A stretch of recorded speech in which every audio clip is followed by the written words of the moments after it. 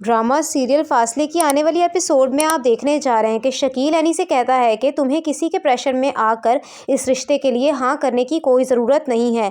तुम मुझ पर कोई बोझ नहीं हो जो मैं तुम्हें किसी के साथ भी रुखसत कर दूंगा। मैं जानता हूँ तुम्हें फैज़ में कोई दिलचस्पी नहीं है और तुम्हारे लिए वो इंसान मुझे बिल्कुल भी ठीक नहीं लगा।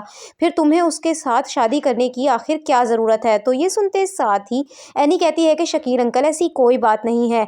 मैं किसी के प्रेशर में आकर ये फैसला नहीं कर रही। मुझे भरोसा है पुप्पो की पसंद पर। वो मुझे कभी भी गलत हाथों में नहीं जाने देंगी। वो मेरे लिए कोई अच्छा ही फैसला करेंगी।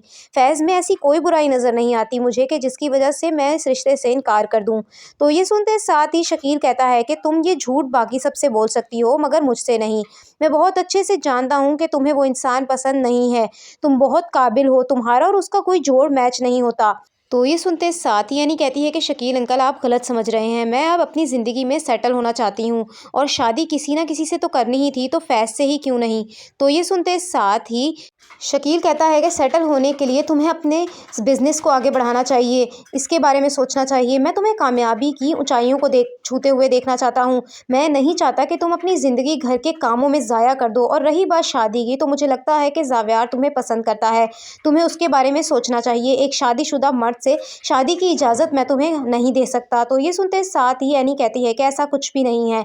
मैं और ज़ावियार सिर्फ दोस्त हैं, बल्कि अब तो वो दोस्ती भी पहले जैसी बाकी नहीं रही। इसीलिए आप ज़ावियार के और मेरे रिश्ते के बारे में कोई गलतफ़हमी ना रखें, मत रहें इस गलतफ़हमी में।